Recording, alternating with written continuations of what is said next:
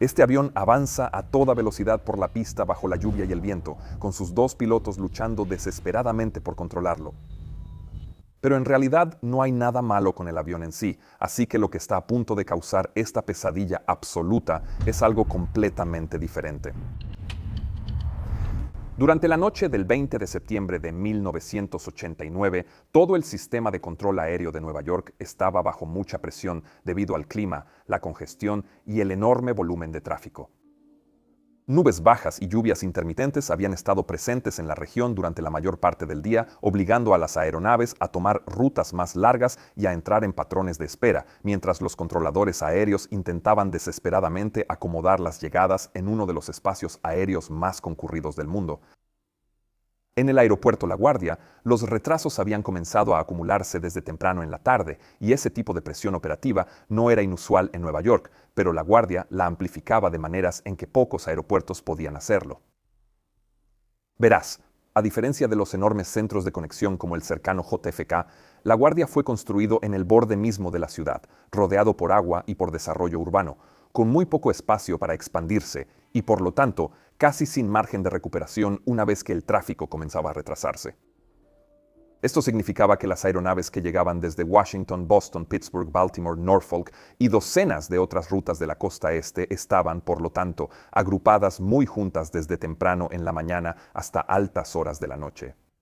Y para septiembre de 1989, el aeropuerto movilizaba casi 60,000 pasajeros por día. Atrapado en esa situación durante esa noche se encontraba un Boeing 737-400 casi nuevo, con un brillante esquema plateado de US Air y con la matrícula Noviembre 416 Uniform Sierra. Este 737, con sus avanzadas motores CFM56, era una de las variantes más nuevas del cada vez más dominante avión de corto alcance de Boeing.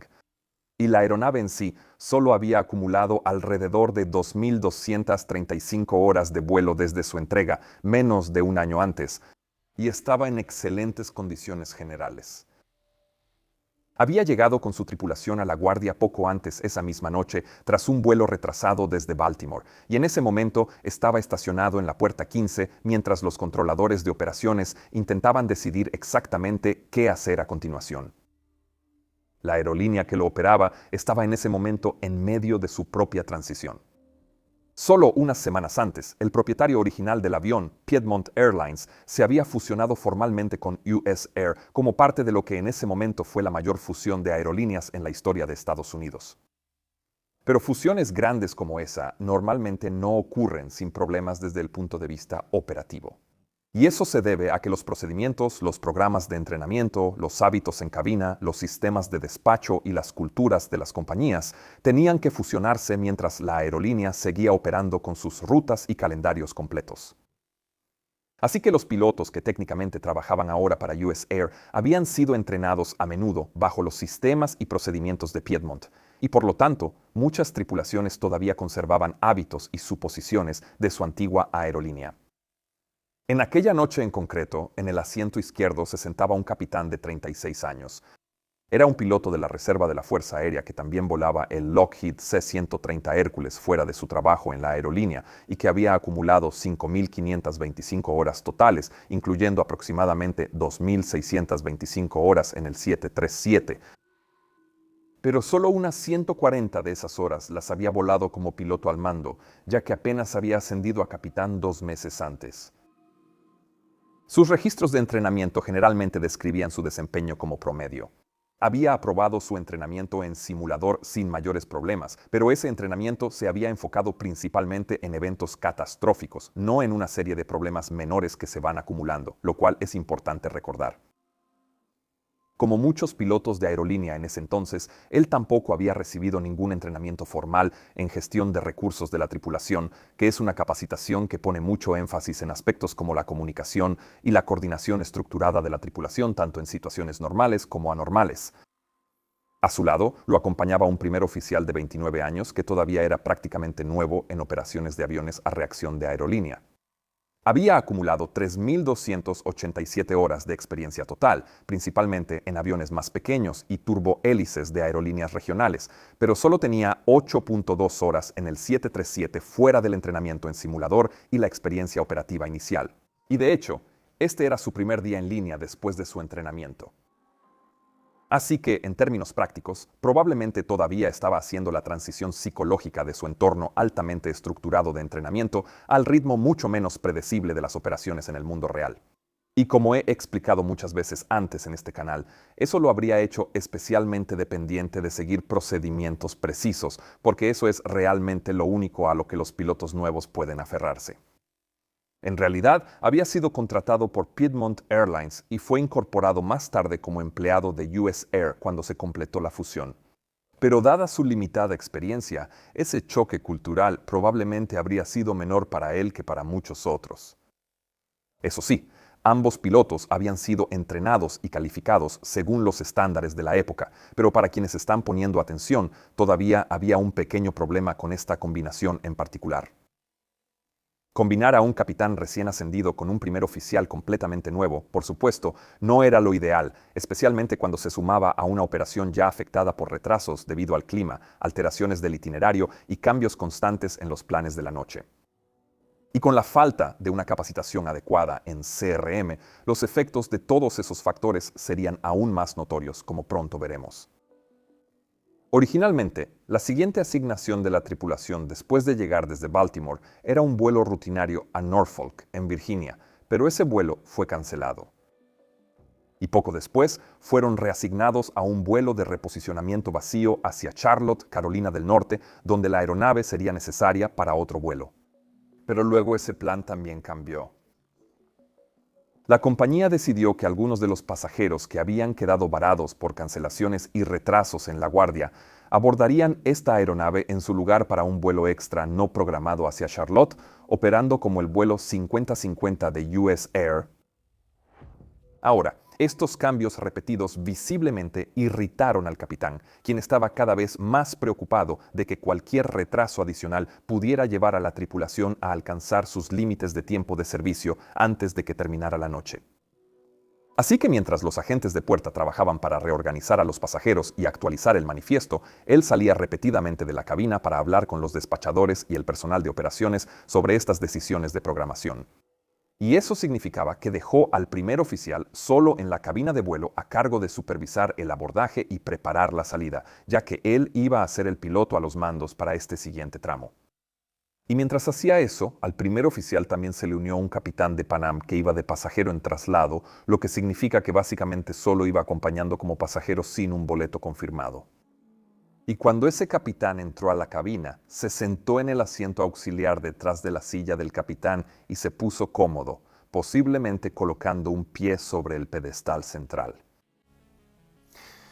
Mientras tanto, otros empleados de US Air seguían entrando y saliendo de la cabina, entregando información meteorológica y planes de vuelo actualizados al primer oficial, quien luego tomó parte de esos papeles y su carta de aproximación y los colocó temporalmente sobre el pedestal central.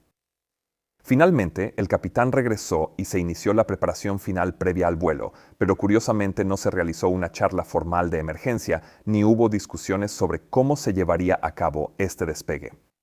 Y eso a pesar de que este capitán sabía que este sería el primer despegue del primer oficial después de su entrenamiento en línea y en condiciones meteorológicas y de operación bastante desafiantes. De hecho, más tarde se descubrió que no se había realizado ninguna charla de emergencia durante las 9 horas completas que estos dos pilotos habían trabajado juntos, lo cual es bastante extraordinario. En un momento, después de que se completase totalmente el abordaje, US Air intentó que el capitán volviera a abrir la puerta de embarque para dejar subir a 15 pasajeros adicionales. Pero el capitán, que ya estaba frustrado, simplemente dijo que la tripulación se retrasaría y posiblemente excedería los límites de tiempo de servicio en esas condiciones, así que se negó a llevar a esos pasajeros adicionales. Una decisión que posiblemente terminó salvando vidas. En cualquier caso, después del abordaje original, el avión tenía 57 pasajeros y 6 tripulantes a bordo, sumando un total de 63 personas, pero para cuando la aeronave finalmente se retiró de la puerta a las 22:52 hora local, Los investigadores concluirían más tarde que la secuencia del accidente probablemente ya había comenzado. Verás, mientras los pasajeros se acomodaban en sus asientos y se organizaba el último papeleo en la cabina, un pequeño control que pasaba desapercibido en el pedestal central probablemente ya había sido movido a una posición que cambiaría seriamente el comportamiento del avión. Y ese control era el interruptor de compensación del timón de dirección. Durante un vuelo normal, los pilotos usan entradas al timón de dirección a través del amortiguador de guiñada para mantener el avión coordinado durante los giros, pero también lo usamos para compensar los vientos cruzados durante los despegues y aterrizajes o para contrarrestar el empuje asimétrico después de una posible falla de motor. Pero porque mantener una presión constante en el timón de dirección con los pies durante largos periodos de tiempo obviamente se volvería agotador rápidamente. La aeronave también incluye un sistema de trim que permite a los pilotos aplicar una pequeña entrada continua al timón de dirección sin tener que mantener físicamente la presión en los pedales. En condiciones normales, especialmente durante el despegue con viento relativamente ligero, el trim del timón de dirección normalmente permanecería centrado. Y de hecho, la mayoría de los pilotos rara vez lo utilizan fuera de situaciones anormales. Yo solo lo he usado para correcciones muy pequeñas en crucero y después de fallas de motor en el simulador. Ahora, en las series 300 y 400 del 737, el interruptor del trim del timón de dirección estaba ubicado en la parte trasera del pedestal central, entre los pilotos y al alcance de cualquiera que estuviera sentado en la cabina o moviéndose dentro de ella. El interruptor tenía en aquella época forma de paleta y para activarlo solo era necesario mantenerlo ligeramente fuera del centro para así activar un motor eléctrico que reposicionaba los pedales del timón de dirección y la posición del timón de dirección. Los investigadores dejarían muy claro más adelante que no podían saber cuándo el trim del timón de dirección se movió fuera de posición, ya que el registrador de datos de vuelo no estaba activo durante el cambio de sentido. Pero la única conclusión a la que pudieron llegar fue que, en algún momento durante el abordaje, el interruptor se activó y luego se mantuvo en sentido antihorario hasta que se movió casi por completo a la posición de trim izquierdo.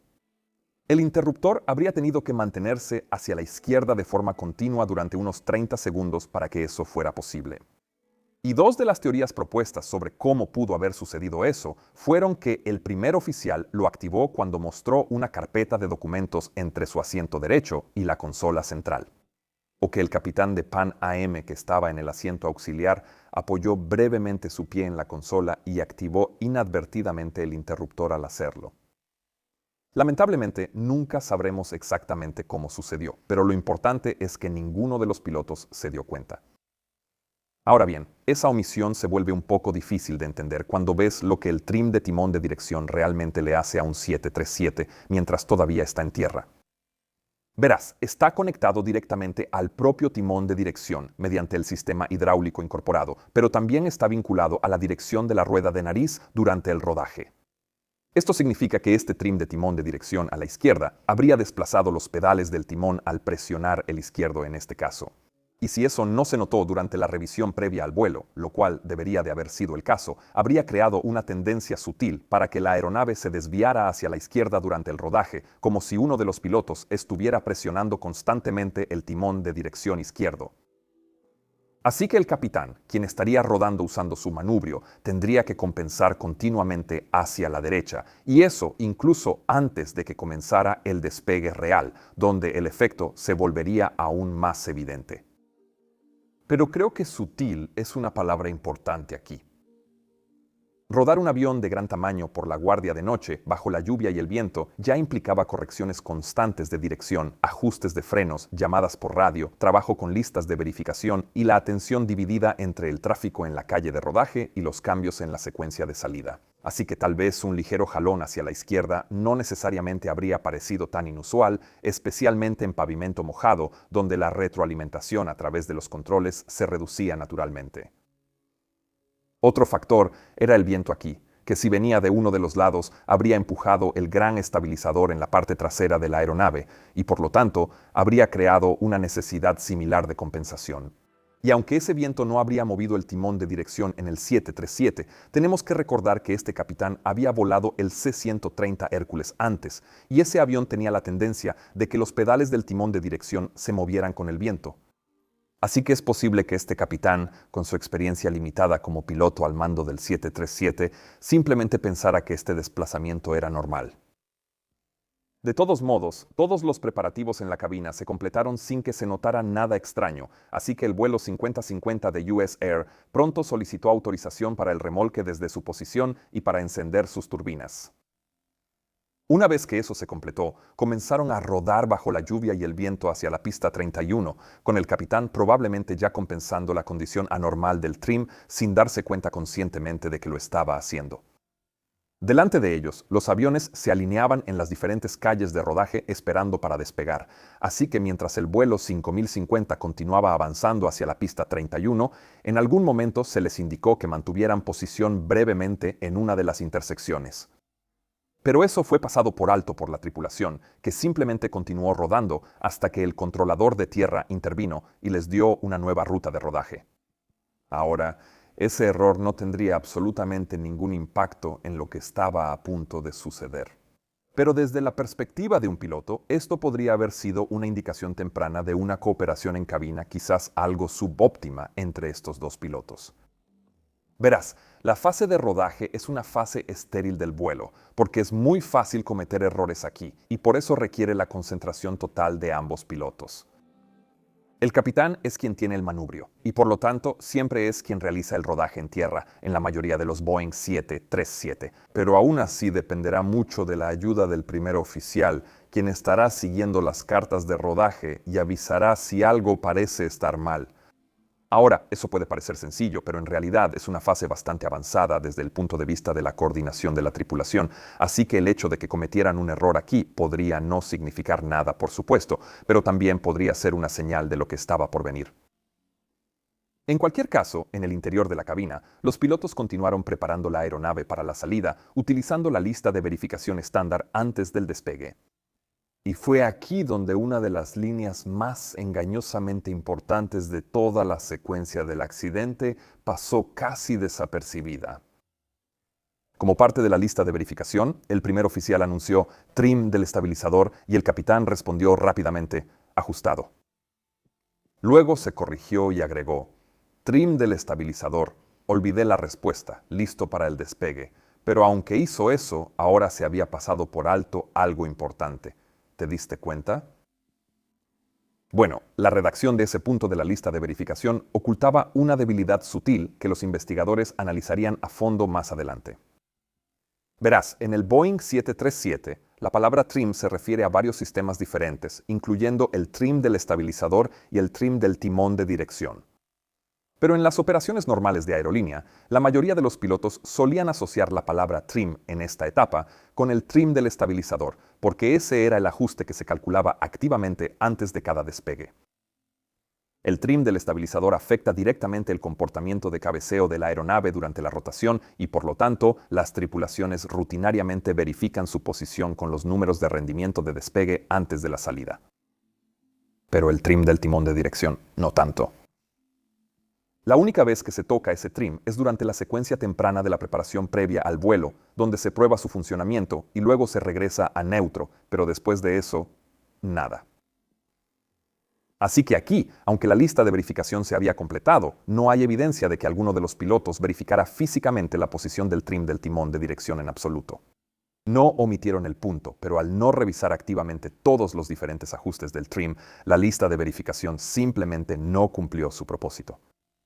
Ahora, esto es diferente a cuando los pilotos recitan la lista de verificación, que es cuando una respuesta correcta de la lista se ha aprendido de memoria y por lo tanto se responde incluso si ese punto no se ha realizado. En este caso, es probable que el capitán sí revisase el trim del estabilizador, pero simplemente no revisó el timón de dirección.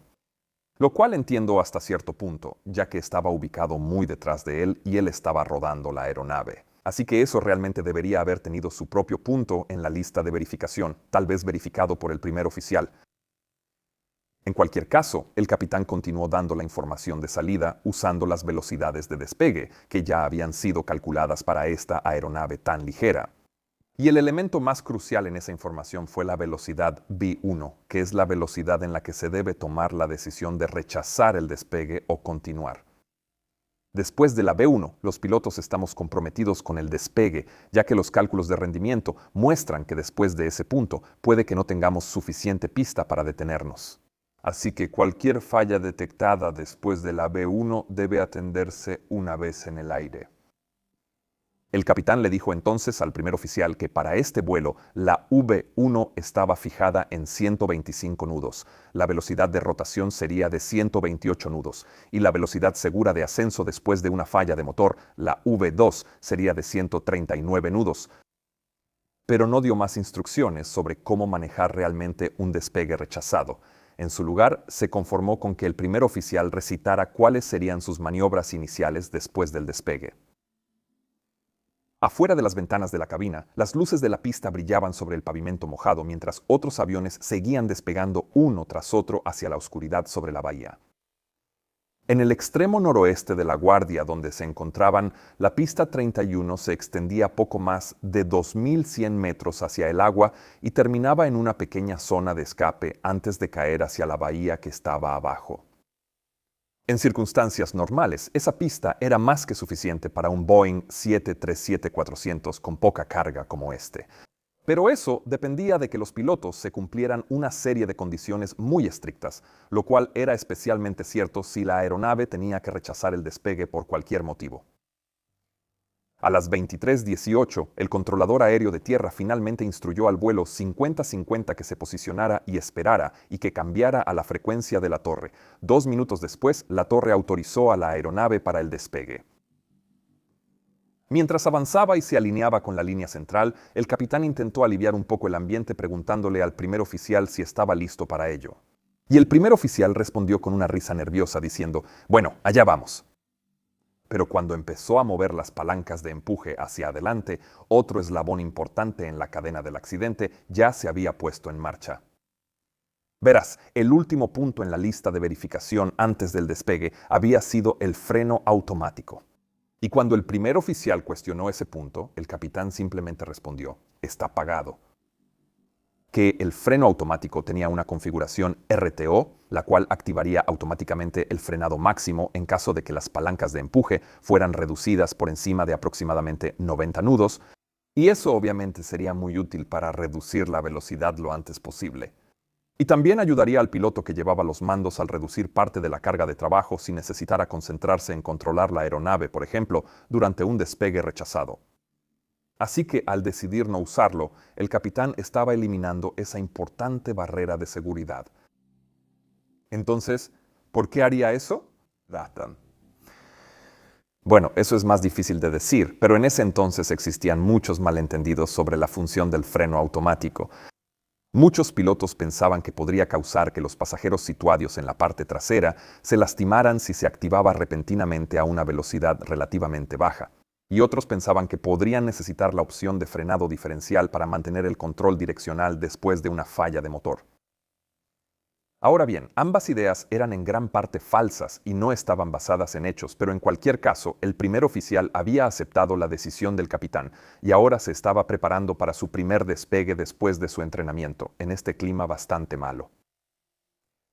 Así que después de haber acelerado las turbinas y permitir que se estabilizaran, ahora necesitaba soltar los frenos y luego simplemente presionar los botones toga para comenzar la carrera de despegue. Como la mayoría de los aviones comerciales modernos, el 737 utilizaba un modo de despegue automatizado diseñado para reducir la carga de trabajo. Así que, al presionar esos botones toga o los interruptores de despegue y motor y al aire, el sistema automático de empuje avanzaría automáticamente ambas turbinas al ajuste de empuje correcto calculado para la salida. Pero cuando este primer oficial se inclinó hacia adelante para activar el sistema, presionó accidentalmente el interruptor de desconexión del autothrottle en la palanca de empuje, en lugar del botón correcto, un error que muchos pilotos nuevos han cometido. Al principio, ninguno de los pilotos se dio cuenta de que esto había sucedido, así que el primer oficial intentó presionar los interruptores toga de nuevo, pero como el autothrottle ya había sido desconectado, las palancas de empuje no se movieron. En cambio, la aeronave simplemente continuó acelerando lentamente por la pista usando el poco empuje que realmente habían configurado. Ahora, el capitán pronto se dio cuenta de que algo había salido mal diciendo, «Bien, se presionó el botón equivocado». y luego se ofreció a ajustar manualmente la potencia para el primer oficial, adelantando las palancas de potencia hasta lo que él pensaba que era la configuración correcta. Pero los investigadores determinarían más tarde que ninguno de los motores alcanzó realmente la configuración exacta de empuje calculada para el despegue, y también notaron que la turbina izquierda terminó con aproximadamente un 3% menos de empuje que la derecha. Ahora, eso no era suficiente para crear por sí solo una condición peligrosa de empuje asimétrico, pero sí se sumó a la tendencia ya existente de que el trim del timón de dirección jalara hacia la izquierda, y esto estaba a punto de empeorar. A medida que la aeronave seguía acelerando en el rango de baja velocidad un poco más lento de lo normal, el efecto del trim del timón de dirección hacia la izquierda comenzó a hacerse cada vez más evidente. Verán, a bajas velocidades, el control direccional del 737 está dominado principalmente por la dirección de la rueda de nariz, ya sea a través de los pedales del timón de dirección o, mientras estamos rodando, por el manubrio al lado del asiento del capitán. Pero a medida que el avión acelera, el aire comienza a moverse más rápido sobre la cola y eventualmente hace que el timón de dirección se vuelva aerodinámicamente efectivo y por lo tanto tome el control de la dirección del avión. Y cuando eso sucede, la efectividad de la dirección de la rueda de nariz se vuelve proporcionalmente menos importante. Pero esto también significa que la parte de trim del timón de dirección se vuelve más potente, así que para mantener la aeronave acelerando en línea recta por el eje central, el primer oficial necesitaba aplicar cada vez más fuerza en el timón de dirección derecho. Ahora, un factor muy importante en una cabina de dos pilotos es la división de tareas. Un piloto será el piloto a los mandos y solo él o ella controlará la aeronave. Si el piloto monitor empieza a interferir con esto, especialmente si ese termina siendo el capitán, la confusión sobre quién está a cargo puede acumularse muy rápido, y pronto verás un excelente ejemplo de eso. Porque mientras el primer oficial intentaba mantener su aeronave recta, el capitán también estaba haciendo correcciones de dirección usando su manubrio, probablemente creyendo que estaba ayudando al primer oficial. Pero debido a que estaba haciendo eso, ninguno de los pilotos entendía completamente las entradas de control exactas que el otro piloto estaba haciendo. Y como el avión todavía era técnicamente controlable y estaba acelerando en línea recta, la gravedad de la situación no habría sido inmediatamente obvia. Además, y de manera crucial, ninguno de los pilotos comunicó al otro lo que estaba haciendo. Así que la aeronave simplemente continuó acelerando por la pista mojada, mientras que las pequeñas correcciones de dirección gradualmente se volvieron más grandes. Y cuando pasaron los 50 nudos, la aeronave comenzó a desviarse hacia la izquierda de manera notable. Y el primer oficial respondió a esto presionando con más fuerza el timón de dirección, mientras el capitán seguía corrigiendo con el manubrio. Ahora debo mencionar aquí que el manubrio absolutamente no debe usarse para el control direccional a alta velocidad. Usar el manubrio es como mover el manubrio de una bicicleta. Mueve la rueda de nariz una cantidad potencialmente muy grande y, a altas velocidades, cuando el timón de dirección domina la dirección, esto someterá a las ruedas de nariz a fuerzas laterales potencialmente enormes. Fuerzas para las que simplemente no está certificado. Así que, cuando esta aeronave aceleró más allá de aproximadamente 62 nudos, el estrés sobre las llantas de la rueda de nariz se volvió insoportable y una de ellas simplemente reventó. Esto significó que dentro de la cabina de mando, los pilotos escucharon un fuerte estallido debajo de ellos y, mientras el conjunto de la rueda dañada continuaba vibrando contra la pista, un ruido profundo y retumbante también empezó a vibrar por toda la aeronave. Hasta ese momento, la tripulación había estado lidiando sin saberlo con un problema de dirección causado por el trim del timón de dirección, pero una vez que la llanta reventó y comenzó ese retumbo, su modelo mental probablemente cambió hacia la posibilidad de algún tipo de falla mecánica. La aeronave se estaba yendo hacia la izquierda, hubo un fuerte estallido y algo debajo del avión ahora sonaba muy mal. Así que ya no se sentía como un problema sutil de control, se sentía más como algo grave y repentino.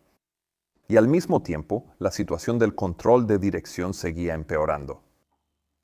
Mientras más rápido aceleraba el avión, más autoridad aerodinámica desarrollaba el timón de dirección mal trimado, y más tenía que luchar el primer oficial para mantener la aeronave alineada. Y ahora vino la frase que más tarde definiría toda la secuencia del accidente. El capitán de repente exclamó: «Tengo el control direccional», que fue también lo que captó la grabadora de voz de cabina. Pero después, ninguno de los dos pilotos estuvo de acuerdo sobre lo que realmente se había escuchado. El capitán declaró posteriormente que creía haber dicho, tienes el control direccional, lo que significaba que el primer oficial debía seguir controlando el avión. Pero el primer oficial creía haber escuchado, tengo el control direccional, lo que significaba que el capitán estaba tomando el control direccional él mismo. Así que durante los siguientes segundos cruciales, ambos pilotos se dieron parcialmente la responsabilidad de controlar la aeronave al mismo tiempo. El primer oficial aflojó un poco su presión sobre el timón de dirección, creyendo que el capitán había tomado el control, pero el capitán nunca asumió completamente el control del despegue por sí mismo. Y como resultado obvio de esto, la aeronave comenzó a desviarse bruscamente aún más hacia la izquierda, acelerando hacia el pasto al otro lado de la pista. El capitán, quien recuerden todavía pensaba que era el piloto monitor, debió haber anunciado 80 nudos para indicar que ya estaban en el régimen de alta velocidad del despegue y después también V1. Pero como tanto él como el primer oficial estaban tan concentrados en el control direccional de la aeronave, ninguno de esos anuncios se realizó. Y no se me ocurre una mejor manera de resaltar lo crucial que es la coordinación y comunicación adecuada de la tripulación. Esto es lo que sucede cuando esas dos cosas fallan por completo. En cualquier caso, un momento después, el capitán finalmente tomase la decisión de rechazar el despegue, pero cuando lo hizo, la aeronave ya había acelerado a aproximadamente 130 nudos, que eran 5 nudos más rápido que su velocidad V1 o velocidad de decisión calculada. Y la forma en que anunció esta decisión empeoraría aún más la situación. Ahora solo quiero hacer una pausa aquí por un segundo para aclarar lo que debería haber sucedido en este caso. Un trim del timón de dirección que está jalando fuertemente el avión hacia la izquierda no es una razón para rechazar el despegue cerca o después de V1. Pero sí habría sido una razón para hacerlo antes de pasar los 80 nudos, momento en el que el efecto de este problema ya se había notado claramente. Pero eso habría requerido comunicación. Una vez que la aeronave estaba en el régimen de alta velocidad, es decir, después de los 80 nudos, lo mejor habría sido que el primer oficial simplemente continuara controlándola con su timón de dirección. El timón de dirección es más que capaz de contrarrestar el efecto del trim, y luego debería haber llevado la aeronave al aire para resolverlo después, lo cual aún podría haber hecho incluso con ese tren de nariz dañado. El capitán también podría haber tomado los controles en cualquier momento si lo hubiera anunciado correctamente, pero probablemente le habría resultado difícil sentir la aeronave y saber cuánta presión aplicar al timón de dirección, así que lo mejor habría sido una interrupción temprana del despegue.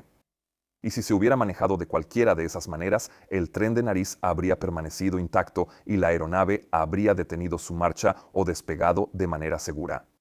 Pero lo que sucedió en cambio fue que, mientras la aeronave seguía yéndose a la izquierda y la rueda dañada vibraba violentamente debajo de ellos, el capitán dijo, entonces vamos a echarla para atrás. Y luego jaló las palancas de potencia completamente hacia atrás hasta ralentí. Pero esa no era la indicación correcta que debía usar. Debió haber dicho aborto, que es corto, claro, y algo que su colega habría entendido de inmediato. Ahora, tan pronto como tomó esta decisión y realizó estas acciones, la aeronave comenzó a seguir una trayectoria un poco más recta que la que tenía segundos antes. Y eso fue porque el leve empuje diferencial ya había desaparecido, y el capitán también había comenzado a aplicar frenado diferencial junto con correcciones agresivas de dirección para regresar el avión hacia la línea central. Pero usar el frenado diferencial también significaba que no estaba utilizando el frenado máximo que habría aplicado el freno automático. Recuerda, él lo había dejado apagado, y como ahora estaba concentrado en controlar la aeronave, esto también significó que pasaron valiosos segundos antes de que se seleccionara el empuje inverso total. Lo que, a la velocidad a la que viajaban ahora, de alrededor de 130 nudos, significaba que estaban consumiendo 70 metros de pista por segundo. Ahora, un despegue interrumpido debe realizarse en una secuencia muy precisa para minimizar la distancia de frenado.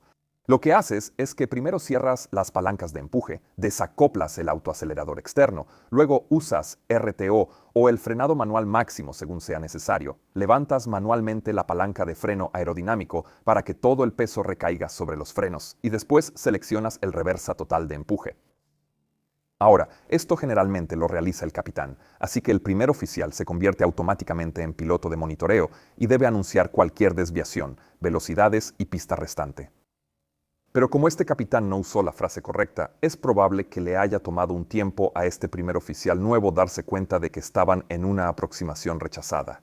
Así que puede que no se haya dado cuenta de que el capitán no estaba haciendo las cosas en el orden correcto o que se le estaban pasando cosas. En cualquier caso, unos segundos después de esta maniobra, el primer oficial transmitió por radio, US Air 5050, abortando. Y el controlador aéreo simplemente respondió con calma, recibido, giro a la izquierda al final. Pero dentro de esta cabina, una fría realidad acababa de caer sobre estos dos pilotos. La pista casi se había acabado frente a ellos y todavía iban a alta velocidad. El capitán siguió frenando agresivamente, mientras también intentaba mantener el avión cerca de la línea central, pero la pista mojada y la desaceleración tardía ya habían sellado el resultado en este punto. Alguien gritó en la cabina, «¡Nos vamos a salir, nos vamos a salir!», y luego el pavimento simplemente desapareció. El vuelo 5050 de US Air atravesó las luces de extremo de pista, cayó del extremo elevado de la pista y luego se estrelló contra la estructura de madera del muelle que sostenía el sistema de luces de aproximación que se extendía hacia Bowery Bay. El impacto fue tan violento que destrozó la aeronave mientras caía hacia el agua, separándose primero la sección del morro cuando la parte inferior del fuselaje golpeó la estructura del muelle debajo de la pista. Momentos después, el fuselaje principal se fracturó nuevamente cerca de las raíces de las alas, mientras escombros, equipaje y secciones del interior de la cabina salían disparados hacia la oscuridad. La sección de cola finalmente se desprendió parcialmente cuando la aeronave se detuvo en las aguas poco profundas al norte de la pista, inclinada de manera extraña con partes del fuselaje sumergidas. Pero afortunadamente para los que iban a bordo, era posible sobrevivir al accidente.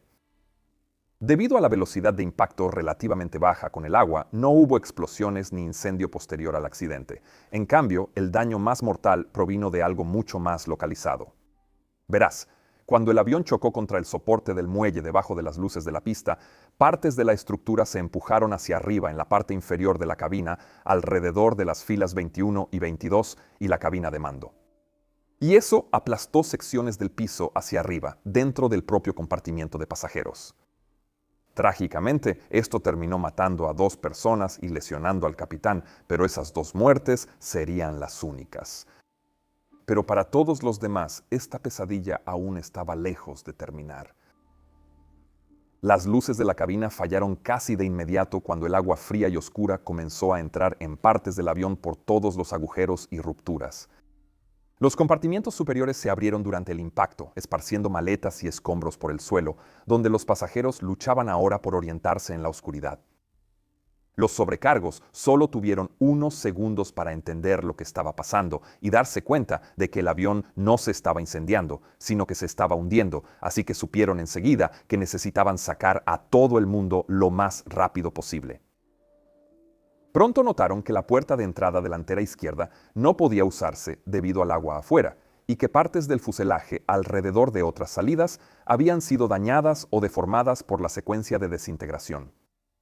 Así que la salida sobre el ala pronto se convirtió en la ruta principal de escape para la mayoría de las personas dentro de la cabina mientras el agua seguía entrando continuamente.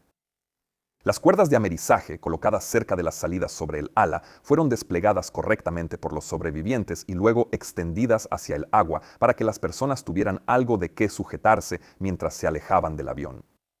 Ahora bien, debido a que este vuelo no estaba programado para operar lejos de la costa, los asientos no tenían chalecos salvavidas inflables instalados, lo cual habría sido útil. Afuera las condiciones eran pésimas. La lluvia seguía cayendo mientras el combustible de avión se extendía en capas delgadas y brillantes sobre el agua alrededor de los restos, donde ahora muchos pasajeros estaban nadando. Y dentro de la aeronave, la tripulación de cabina continuó dirigiendo las evacuaciones sin descanso, a pesar del agua que inundaba y la casi total oscuridad. En ese momento, desde la torre de control, habían visto que la aeronave se desvió hacia el final de la pista sin despegar, y por eso se activó la alarma de accidente antes de que el avión siquiera tocara el agua. y por lo tanto, los vehículos de rescate rápidamente se dirigieron hacia el extremo de salida de la pista 31, mientras que botes de la policía de la autoridad portuaria y servicios de emergencia cercanos salieron hacia Bowery Bay a través de la lluvia y la oscuridad. Pero las rutas de acceso por agua eran complicadas. La visibilidad era mala y los sobrevivientes estaban dispersos tanto dentro como fuera de la aeronave, a lo largo de un amplio campo de escombros que se extendía debajo de partes de la propia estructura de aproximación de la pista. Así que pasaron aproximadamente 90 minutos después del accidente hasta que el capitán y los equipos de rescate finalmente se convencieron de que ya no quedaba nadie atrapado dentro de los restos. Y solo entonces abandonaron finalmente los restos del destrozado Boeing 737 que permanecía en silencio bajo las luces de la pista. En las semanas y meses que siguieron, los investigadores poco a poco reconstruirían una secuencia que, a primera vista, apenas parecía tener sentido. La aeronave en sí estaba mecánicamente en buen estado, y aunque el clima era malo, se encontraba dentro de los límites operativos. La tripulación no había sufrido una falla de turbina, ni una falla de los controles de vuelo, ni ninguna otra avería catastrófica que normalmente explicaría un rechazo de despegue a alta velocidad que terminara más allá de la pista. Así que, en cambio, lo que encontraron fue algo mucho más incómodo. Esto sucedió en gran parte debido a una asombrosa falta de comunicación y gestión de recursos de la tripulación, lo que convirtió un problema relativamente pequeño con un ajuste incorrecto del trim en un desastre total. Y eso, por lo tanto, llevó a algunos cambios importantes en la industria. El cambio físico más inmediato involucró al propio Boeing 737. Los investigadores se preocuparon profundamente por el diseño y la ubicación del interruptor de trim del timón de dirección en el pedestal central, especialmente porque aparentemente podía moverse accidentalmente con una carpeta, una mano o incluso si alguien descansaba los pies cerca de la consola. Para resolverlo, Boeing modificó el diseño del interruptor y la geometría del pedestal circundante en la flota de 737. Ese interruptor original en forma de hoja fue reemplazado por un control redondo. Se añadió una protección adicional alrededor de la parte trasera del pedestal para reducir la posibilidad de un movimiento involuntario. Este accidente también aceleró la adopción más amplia de la capacitación formal en gestión de recursos de la tripulación. En el momento del accidente, ninguno de los pilotos había recibido instrucción formal en gestión de recursos de la tripulación, algo que hoy suena impactante, pero que todavía era bastante común en partes de la industria en 1989. Así que durante los años siguientes, el concepto de gestión de recursos de la tripulación se integró mucho más profundamente en las operaciones de las aerolíneas estadounidenses, y para 1994, la FAA exigía formalmente la capacitación en gestión de recursos de la tripulación para las tripulaciones de aerolíneas. Parte de esto requería anunciar las velocidades y los puntos de control B1 durante la carrera de despegue. Los investigadores también criticaron la asignación de un capitán recién ascendido con un primer oficial extremadamente inexperto. Y aunque no surgió una prohibición directa de emparejamientos similares de tripulación a raíz del accidente, la industria avanzó cada vez más hacia prácticas de programación de tripulación más conservadoras cuando se trataba de pilotos con poca experiencia. Ahora, varios cambios operativos también surgieron directamente del despegue interrumpido en sí mismo. La Junta enfatizó que los frenos automáticos de la aeronave no habían sido armados a pesar de la pista mojada y la distancia de despegue relativamente corta, en contra de las recomendaciones del fabricante y de la compañía. Así que, después de este accidente, la NTSB impulsó un mayor énfasis en los procedimientos de rechazo de despegue de máximo rendimiento, incluyendo el uso más explícito de los frenos automáticos cuando estén disponibles y una mejor capacitación de los pilotos sobre los supuestos de distancia de frenado durante rechazos a alta velocidad. Mi nombre es Peter Jornfeld y estás viendo Mentour Pilot. Que tengas un día absolutamente fantástico y nos vemos la próxima vez. Hasta pronto.